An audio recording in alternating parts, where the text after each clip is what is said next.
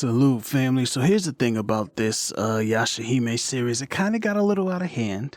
Me and the love of my life, we just started talking and ended up with so much content to kind of chop up and try to, pull together into bite-sized chunks. I decided to drop the first episode breakdown first. Now that we're on the third episode, you know what I'm saying? Like, don't worry, episode 2 and 3 convo breakdowns will be coming soon. More videos about, all of the different theories and analysis ideas that we have will be coming soon. Think of it like a podcast that went on for way too long and ended up getting chopped up into bite-sized chunks. Still way too big bite-sized chunks. I'm really sorry about that, guys. Let me know how you like it below, and as always, I greatly appreciate any amount of time that you decide to come and spend here with me, man. Enjoy.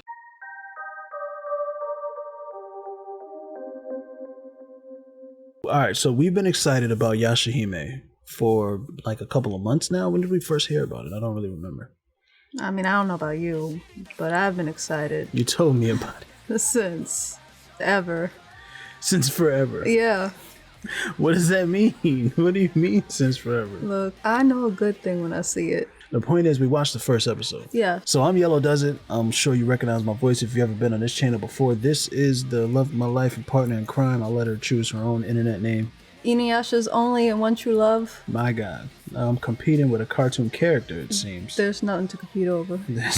I've lost a competition with a cartoon character. So we're going to break down the first episode of Yashahime, half demon princess, and a lot of the promo material going into this series, and then moving forward, it'll probably just be episode breakdowns. They gave us a lot of information before the series actually started, and we're watching it on Hulu. Thank God that Hulu got the deal, because I didn't know where I was going to be able to watch it. I'm way too excited about this to not pirate, so it might have gotten pirated. Episode breakdown, production quality and plot points. First reaction? As a lifelong diehard, like you grew up with Inuyasha, staying up later than you were supposed to watch it on Adult Swim, how do you feel initially going into watching this first episode of Yashahime? Thanks, Yellow. I would like to say that. Thank you, Yellow. Back to you, Bob. That I love it. Really, right? Just love it. No words can describe how much I love it right now. I didn't know how much I loved it until I saw the very start of the first episode, and tears were about to stream from my eyes. Down your face. What started? The music? What was it? I think it was just the music. The music was really good.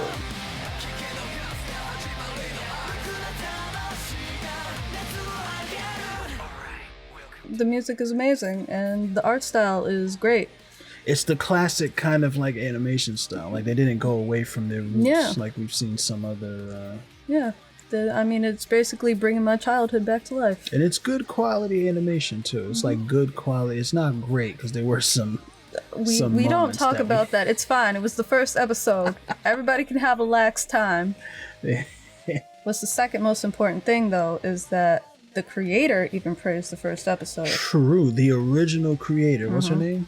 Rumiko Takahashi. And she did work on this one, right? What did she do for she did the character designs. Right, so she did the character designs, so it's not like she's like, here, take my babies and do what you want. She did the character designs.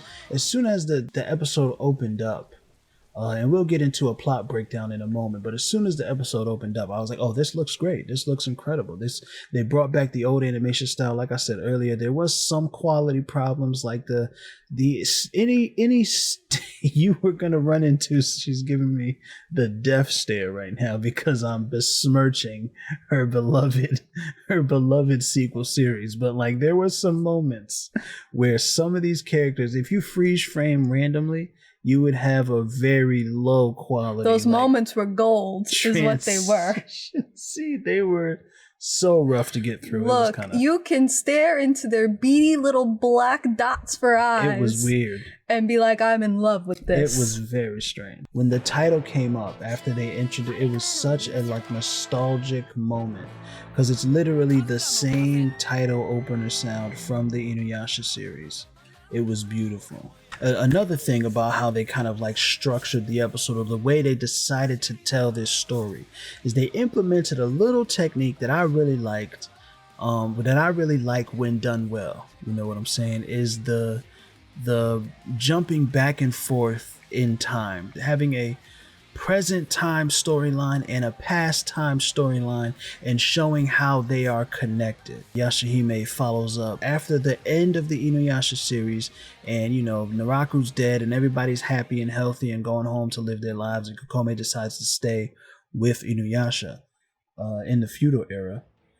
Yashahime picks up something like 20 years after that, maybe. I don't really know exactly what it is, but I know that the twin sisters are separated at a young age, and I know it's been 10 years at least since that moment. And I know that at the end of Inuyasha, Sango had 3 kids, right? Mm-hmm. The two twin girls, right, and a boy. They're a little older than whatever children Inuyasha and Kagome might have had later. So what they're saying and what I'm hearing in the cultural zeitgeist about Inuyasha, it's been somewhere around 20 years since the end of the final act. More than a decade. We know that much. Right, at least more than a decade. And the way how they decided to tell the story, they start off with the new generation, or at least one of them, Toa, who is a lovely looking little girl in men's clothing, who I really appreciate. Like modern day men's suit she's wearing. It's so swag, so fire. and she's talking to a shogun about something, and then the shogun is like, hey, what's this? And then there's a reason for a flashback, and that's how they decide to tell the story. Then we spend most of the episode in the flashback catching up with characters that we know and love, which I'm assuming is going to set up where this sequel series is going to take place. So what do you think? What are your thoughts on how they're deciding to tell the story? I mean, personally, I'm a fan because I get to see my husband constantly. All right. I mean, it's just a great thing. And And what else did you like about it? I like that because of how on Legend of Korra we see bits and pieces of Aang's life after all that. Right. It would help fill us in a little bit more, reconnect us to our past loves, Right. Help you use the nostalgia to feed us this new story, right? Yes. However... Oh, there's more? Just a little bit. Okay. I don't want it taking away from the new characters. Right. Because then that leads to, is this really Yashahime, or is this something... Inuyasha 2. Yes, 2.0. Right. So essentially, you don't want them to spend so much time in the past that we don't care about these future characters. Yes. That's got to be a hard thing to balance for a show, to figure out how much is enough of the old thing that you love to help, like, put over, is a wrestling term. It's when the guy who a lot of people like let the new guy beat him so that they can be more of a fan favorite. So how much is enough of the old stuff that we love to put over the new people so that we can continue telling a fresh new story? That's got to be a hard thing to balance. This first episode was great. I loved it. Right. Of course, we had to show more of the past to get us... To catch us up. They even did it. I think the episode was called Since Then, or something like that. Yes. Yeah. If they were to keep doing this, maybe if they did maybe like 2 minutes worth, 3 minutes worth or so. Right. Just quick little... quick little flashbacks to give us the appropriate context to view what the kids are dealing with today. Exactly. I like it. So they beat Naraku. Kagome went back home and then was like, I'm going back to my dog demon lover. And it's been 6 months since that moment. Okay. All right. You disrespecting the whole thing, but it's okay. I'm not disrespecting It's okay. First, Kagome had to finish off her education because education is important. Holy shoot. All right. Let's finish that part. She really went back to school? She really did, because the well was sealed off. She couldn't go back even if she wanted to. Right. So that's all it was. So she did education because she couldn't get back to her demon dog lover. And that was just to make sure that by the time the well actually opened up again, she was legally ready to chicka wow wow chicka wow wow. Because she was like 14, right? Ew, no, she was 15. At the beginning of the series? Yeah, the very beginning. No, yeah. she was like 14. She was 15. She was 15? She was 15, bro. She was 15. So, the beginning of the episode. Go ahead. We don't know anything except we see that there's two figures running through a forest while it's raining. That's figures running through a forest while it's raining. One happens to be leaping, much like an Inuyasha leap. Clad in red. Just saying. In a red cape, shawl type thing. Mm-hmm. Leaping through the air, and the other one's running across the ground wearing something blue? Gracefully. Going gracefully through the forest. Gracefully. Mm-hmm. Sure. Majestic. Right. Like it's a Shomaru person. And then we cut to a scene where we see the young lady named Toa, who we know from all of the promo material. Guys, if you've been following up in the series, you've seen the promo material. I don't have to explain it to you. We cut to a scene where she's inside some building, house or whatever, with the shogun, a head of some shogunate is what they say, and some vassal, some assistant, some guy on the side wearing a head wrap. And they're questioning her about where she came from because she appears to be not from this time period. They find some book. It's a history book from her classes that she's taken in the modern day, the modern era. About the shogunate. We also like to point out that at this time he calls her Yashahime. Yashahime, right. And we also find out that she is not there by free will. She is tied up. Oh, it was such a dope reveal when her like robe fell off, and yeah, because she was sitting there chilling, and she's so calm, cool, and collected. But then her robe comes off, and you can see her hands are bound, and they call her Yashahime multiple times, and she's like, "I'm no demon, half demon princess." She's mad sassy. I like her. I like Toa. I'm excited about it. But yeah, they want information about the future, so they have her tied up, and then they bring out. They show the bike seat from what they call a priestess's from the future, a future priestess's iron chariot. Iron Wagon. Iron Wagon? Yes. Was that what it was? Yep. Iron Wagon. Iron Wagon. Some weird thing like that she used to ride, because we all know Kagome used to ride a bike. So it's kind of dope to see that Toa has a bike too. I'm excited about that, to see where that goes. He recounts the tale. He's like, what I'm about to tell you happened more than a decade ago. More than a decade. Mm-hmm. More time for you guys. More than a decade. And then he goes on. And that's when we get into flashback mode. Yes. So now, and not being 10 years after the twins are separated, and she's back in the feudal era somehow, now we're in the flashback where it's Kagome, Inuyasha, it's all of the old gang. It's all of the old gang together, doing some stuff, right? Yep. So what do we see? I mean, first scene after Kagome is talking about how she found the love of her life and decided to stay with him forever and ever. We see that Sango is doing laundry. Oh, Sango. She looks great as a mom. Awesome. So there are three kids. One already strapped on her back. Looking like Moroku. Twin girls just doing whatever. Looking like baby Sangos. I mean, Kagome comes out there. The babies love Kagome. They do. Naturally. They do. There you go. But something I like to point out is that Kagome gives the babies a Kikyo root. Ooh. And she tells them that it means kindness. It's a kind plant. Because Kagome and Kikyo's relationship was always kind of bitter. Just a tad. Kikyo tried to kill her a couple times. It's under the ground. It's all buried under the ground. Water under the bridge. I mean, if you wanna say it like that, right? Sure. It's dirt under the ground, or corpses under the ground. Corpses under the ground, because Kikyo's dead. So Kagome won. Yes, she's never coming back. And Kagome is best girl because she won the Inuyasha. I mean, if you want to put it like that, yeah. But we all know that Inuyasha truly loved Kagome, and he picked her no matter what. So that's all. Did he? Yeah. Kind of always had an issue there. I think he just always felt guilty because Kikyo died and he was still alive. But this is neither here nor there. What? That's a whole different episode? That's a whole different can of beans that I would gladly open. But we're not ready for this yet. Is it beans or is it worms? No, it's beans. I don't want worms. I'll eat the beans. Okay. Well, okay. All right. So then we cut to Moroku and Inuyasha, best boys. when Moroku and Inuyasha came across the root head, we might as well just go ahead and reveal who he is. Root head, and Root head killed those people when he shoved those roots into their necks. That was amazing and like really dark.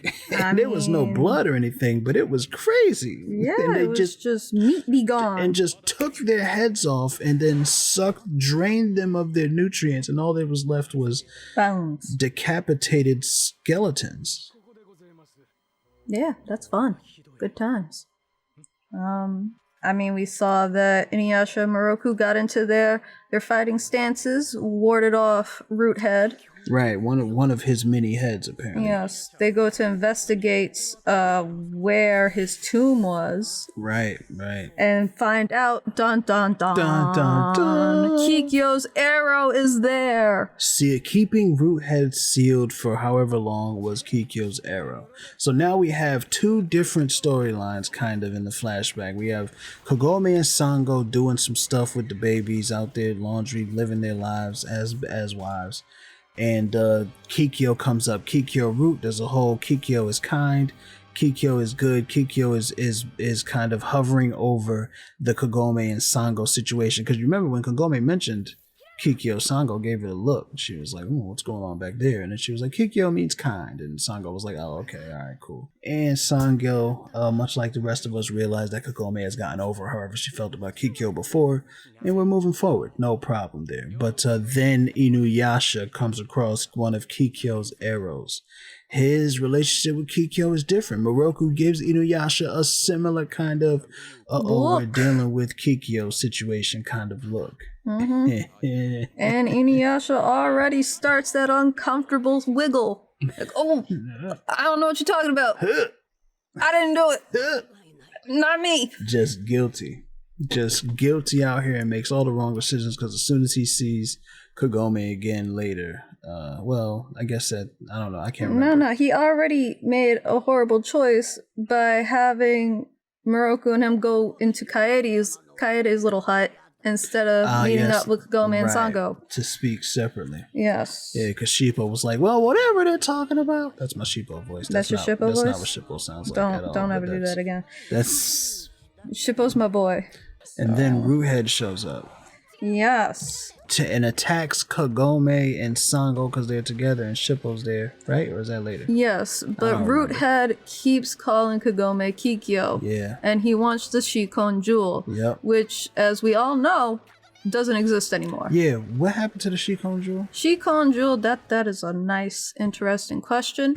The Shikon Jewel, my dear friend here, vanished when it sucked in Kagome and Naraku, and they were having a never-ending battle with all the demons, and it just wanted a wish. It wanted to get wished on so it can defile things and whatnot. But Kagome found a loophole and broke that wish and blah, blah, blah, blah, and made it go away forever out of existence. So what exactly happened? You know, I don't have time to go into all the details but simplify it, because I don't understand. So basically, the Shikon Jewel housed... Kagome tricked the jewel. Yeah, pretty much. Okay. Yeah, because inside is a whole bunch of demons and the first priestess to ever have it. Right. Yeah, it's just a gory battle inside that jewel. Okay, well, hopefully we'll get to see more stuff like that without the Shikon Jewel, because the Shikon Jewel was such a ridiculous plot device. They were like, it exploded into 1,000,000 shards, and you can literally have the series go on forever. So much so that the series ends the first time around without any kind of resolution. Then we had to wait for them to come back to make another anime 10 or 11 years later. The group converges. What happens? Inuyasha and Kagome reunite for the first time since we've seen them in this episode. Yes. And the first thing that happens, the very first thing that happens. 私のことを桔梗って言ってた。犬夜叉、何コソコソ隠してるの？別に隠してたわけじゃ。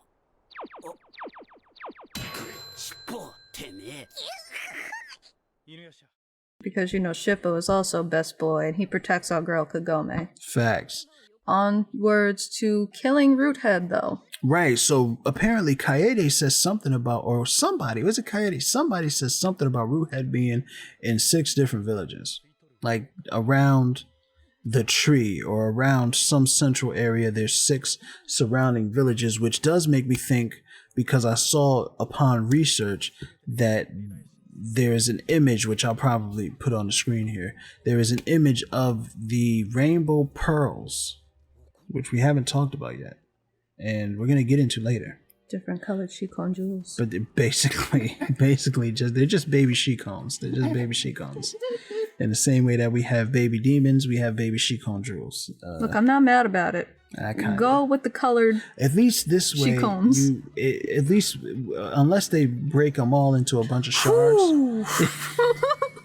If there's a finite amount of rainbow pearls, so there's theoretically will be a finite amount of episodes that they're planning. Like you said, unless they break, then it becomes the anime that happens. never ends. Just stretch it out like forever. Speaking of never ended, did One Piece end? Or is that still going? That's still going. This is the song that doesn't end. Yes, it goes on and on, my friend. Some people started singing it, not knowing what it was, and they'll continue singing it forever just because this is the song that doesn't end. Yes, it goes. That's pretty much. Kaede uses Kikyo's arrow to lure Roothead to this empty field. That's what it was. The same arrow that they found that had him sealed away. They all have a big battle, and the fight was cool. It was. But before the big battle, we actually see some other characters now, don't we? Yes. Who did we see first? I believe we saw the brother first. We saw Kohaku. Kohaku with his super new dope weapon that I love. That's way too big. He has a new weapon? Wait, you didn't see it? It's like huge. It's not new? Is it the same? Is it the scythe? But it's really big. Maybe it's just really big. And it looks different. Okay, so yeah, new and improved. Scythe 2.0. What do you look at the whole time? You're just like, ooh, Kagome's clothes are so nice. Like, what are you looking at the whole time? I look at backgrounds, I look at everything, but just not his weapon. But no, we see Kohaku and he's with Sesshomaru. Kinda. Well, he hops on Kirara and like flies over, and Sesshomaru's just standing there with Jaken just standing there, and we're like, what the hell is he doing here? And then Kohaku's like, what the hell is he doing here? And then later we realize what he's doing there. Yes. But before Kohaku goes to meet Sesshomaru or passes by Sesshomaru first. Yeah, because he's standing on like a hill or something. Yes. He's just standing there. Yeah. And then that's when Kohaku's like, what's he doing here? Yes, and then we move on because he's like, okay, whatever. I got time for this. Right. And then we finally realize. Oh, and his fur looks so good. Glorious, silky. That fur. Conditioned. His Detroit pimp fur coat thing that he has. Oh my God. The way it looks like it got longer. Like he got a new one. He had to like upgrade. I mean, who knows? Maybe. Regal? Did you say Regal? He's Regal, man. Yashahime. Maybe he's the king that is. The princesses are, because if they're half demon princesses, which is what Yashahime means, he would be the demon king. But the question is, who is the mom? We're not there yet. We'll get into that later. So we're still trying to figure out why Sesshomaru's around here. I think we all know why. Because when the monsters are attacking the village, surprisingly, right, Sango is safe. Her kids are all safe. But who's with her helping babysit? Yes, because Kohaku just gets to the house. Just does. She just barely gets there. Yes. And then we see Shippo going up to the rooftop. Yep. Floats up. And says, why don't you actually help? And who is he talking to? Sesshomaru. Bam. And Jaken is like, who the hell are you to question my Lord and Savior about why he doesn't help? I don't know what Jaken said. And why is Sesshomaru on the house? Well, here we go. Guess who's in the house? Rin comes out. Oh, man. It's so happy to see Sesshomaru. So happy to see Sesshomaru. So, yeah. So that's why that's why the no demon is attacking this particular house in this village. The rest of the village is in like uproar, full out war with Roothead. Sesshomaru does not give a flying flip-flop. He's just standing there. There's a little bit more Kikyo drama, right? Just a tad more. Because as is customary for Kagome and Inuyasha, besides from yelling each other's name, Kagome is riding on Inuyasha's back while he's jumping, leaps and bounds through the sky, just magically. Similar to somebody that we saw in the opening of the episode. And she's figuring out that Roothead has a single kind of purpose, and the best way to stop him is to get him to focus. In the same way that Kaede shot the arrow, Kagome wants to use herself as a decoy or distraction so that Inuyasha can get the final blow. Pull out the good old-fashioned Tetsaiga. Tetsaiga! I can't do an Inuyasha voice. So what does she suggest? She's like, put me down, I'll be a decoy. Inuyasha's like, no. And then Kagome says something. You wouldn't question if it was Kikyo. Something toxic like that. And Inuyasha's like, freeze up. I don't know what to do anymore. And it's not fair, man, because like Inuyasha, when Inuyasha met Kikyo beat him up. That is true. Kagome didn't beat him up when they met. Kagome was basically useless the entire time they were together. Sad but true. Until she got Kikyo arrows. Honed some skills. By the end of the series, she had discovered her own power and all of this stuff, but like she's still just a human being. I don't know. Is it wrong for Inuyasha to want to protect her? I mean, I don't think so. I mean, it just goes to show that he does care about her deeply. He doesn't want her to get hurt. Right. But so then what's her beef then? I need help. I don't understand. I mean, her beef is she wants to be treated, I guess, more like an equal. Right. The way that Inuyasha protects her is kind of like how a parent would protect their child. Oh. Like, you can't make these decisions on your own. You need help. She's like, well, you didn't question Kikyo on this. So why are you questioning me? Oh, goodness gracious. All right. Sassy. So I'm just sassy. taking her energy. You're doing a great job. I felt like I did something wrong there. It's okay. I forgive you. So they got to figure that out, I guess, right? They didn't really figure anything out at that point because she just said, fuck it, and jumped off his back. I mean, I could have sworn she should have, like, broke an ankle or something from that height, but maybe it was a shorter distance. You would think. As soon as her foot lands on the ground, Roothead tries to eat her. And Inuyasha has to pick her up and fly her away. The moment, and it's crazy because and it was his real, but she did reveal his true form because that was a gigantic mouth that he had and a bunch of eyes, and it was weird. But yeah, when she was falling, all we saw was broken ground and teeth. And then Inuyasha at the last possible second came for the win, snatched her up and out of there. And yeah, it was pretty fascinating. I appreciate it. It was pretty cool. It was pretty cool. I mean, we got, as they're taking it down, we have Kagome's heavenly barrage of arrows coming at him. Right, hit him with the arrows. What else happened? Everybody was getting busy. We have...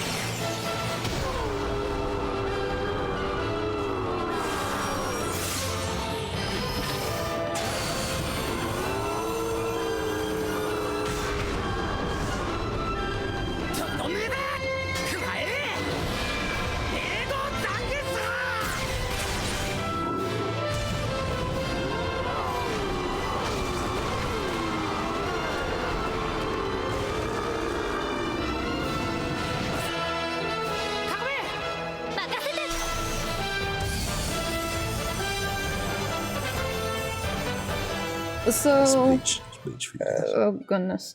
Kagome purifies the land with some arrows, and we see that the roots are shriveled up. They die. They all die. Question. Do they all die? Do they all die? Because we see one. One is a fighter. It lives. And it sneaks off. And it attaches itself to the super tree. What's the tree called? The Tree of Ages. The Tree However, of I do Ages. like the name Super Tree. Super Tree is such a better good. name. I want to tie a cape to it, but there you go. The Tree of Ages, which may be responsible for the time traveling that's taking place. Yep. But now that we're done with the flashback, right? Well, is there anything that they say to each other after that? They pretty much... They do go back to the whole Kikyo thing. Right. Inuyasha is uncomfortable because he never knew how Kagome felt about it. And whose fault is that? Toxic femininity, not sharing their feelings, just expecting men to figure it out on their own. Kagome finally does tell him that she isn't mad. And sit boy anyway. I mean... Punishes him even though he didn't do anything wrong. But that's just for us, though. We needed that. We needed the sit boy. That was more that nostalgia, that raw, uncut nostalgia. Exactly. We had to get some of it. Into my veins. And they end up sharing their feelings for each other. She goes, just be honest with me. That's all I want. Just tell me. Why are you mad? It was beautiful. All right. And they all have this happily ever after glow saying, there's nothing left to do but spend the rest of my days here. In the feudal era. Which is crazy talk, because there's no way in hell I'm going from modern times to the feudal era where there's clearly demons out here always trying to kill us. The comforts of Japan. And you know how comfortable Japan is? I haven't been to Japan They yet. have warm toilet seats. Swag. All right. They have good food, TV. I mean, yeah, you can find all those comforts here. We have all of them. Okay. But still, you're leaving the future to go back to a past where you probably got to go into a hole to shit. Yeah, there's no plumbing in the feudal era. It stinks. There's also significantly less people. Yeah, and being in that they're in feudal Japan, I guess people are a little bit cleaner, like, say, England or something, where they only took baths like once a month. Well, I mean, hey. But we don't know. We don't really know. We can only believe that they took more baths back then. We can wish. So all right. So after the flashback is done, that brings us back to the present day. Yes. And back with the new young lady, one of Sesshomaru's daughters, the white suit wearing Toa, who is still with the shogunate. Yes. And the owl, assistant. We don't know it's an owl. Cut that out. Cut that out. But they were pressing her earlier about Yashahime and what is it from the future and blah, blah, blah. But then she starts kicking our shit. She was like, hey, she heard some noises or something. What happened? You tell me what happened. She basically said, I can't remember stuff. I remember reacting to it and loving it. That's what I remember. It was amazing. Mr. Shogun, man, you should run. And then all of a sudden we hear this. Wow. And then boom, we see two beautiful, gorgeous bebes Mixed of babies. half demonness. Well, one's a in. half and one's a quarter. You keep talking about that. She's a quarter. Keep talking. They go by Moroha and Setsuna. Setsuna. This is Inuyasha and Kagome's daughter Moroha, who apparently. Well, we'll do the analysis after we finish the episode, but apparently she's been alone all this time. I have no idea what's going on with Inuyasha and Kagome, goddammit, but that baby should not be alone, and somehow she's still happy. It's heartbreaking. Every time Naruto, every time the babies are left alone and they still find some way to be like... You just gotta remember though, even though she's supposedly left alone, she has the personality of Inuyasha, like all the way, full blood, 100%. The exact same, barefoot, flame of the fire rat robe, like everything about it. We don't know. It has to be. We don't know. It doesn't We're make gonna sense talk for it to about be that. anything else, but still, sure. Any hoozles. Moroha also has Inuyasha's high sense of smell.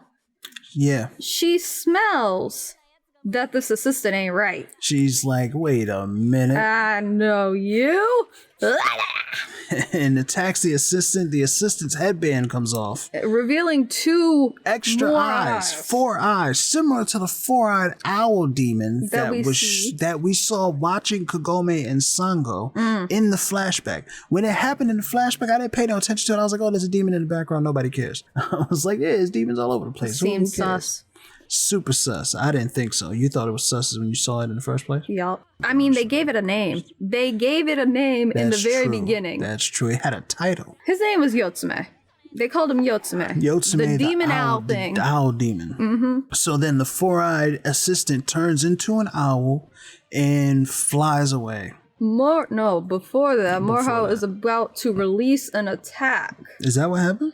Well, he turns into the owl. Morihao's about to... and starts to fly away. Yeah. And then Morihao gets a little close up and she pulls out her sword a little bit and that we has see a dragon on it. Did Totosai make her a dragon sword? Is Totosai still alive? I know. He's an old demon, but... So he can just go. Totosai is not a flea. Oh. Myoga was the flea. Right. I don't know. It's been a long time. But Totosai is the sword maker. Yes. Totosai could have made Moroha, this dragon engraved sword. Now, here's the thing. That glowed a little bit before Toa was like, did Toa say no, you're not here, stop Moroha? Yes. Or was it Setsuna? Yes. Setsuna it probably was... wouldn't care. No. I'm pretty sure it was Toa. She said, nah. Setsuna is exactly like her father, Sesshomaru, and just does not care. It's like, I don't do whatever you want, just don't bother me. Toa said, no, we need to capture him instead. Right, we need information. You always need information, guys. Don't just kill all of the people, get the information. So they're looking for something. So do you think they're looking for their missing parents if there are missing? Well, anyway, so let's finish the episode because I don't know what's going on. So yeah, great episode. Loved it. Loved everything about it. And that's pretty much everything we had to say about episode 1. Again, I appreciate you sticking with me. I know this was a lot of information. I promise you moving forward, the videos will be way shorter. You know what I'm saying? And hopefully just as high quality. Again, you let me know if you liked it. Please take the time to like the video if you got to the end here. Subscribe because I know you're gonna want more, and get in the comments below and tell me anything that you can tell me. Like, dislike, you know what I'm saying, thoughts, any theories that you may have yourself, any analysis that I may have missed. Please feel free to share it with us. I greatly appreciate you spending your time here with me. And as always, fam, the only thing that I ever want you to take away from the time that we have together, the only thing that I ever want you to leave my videos with: peace.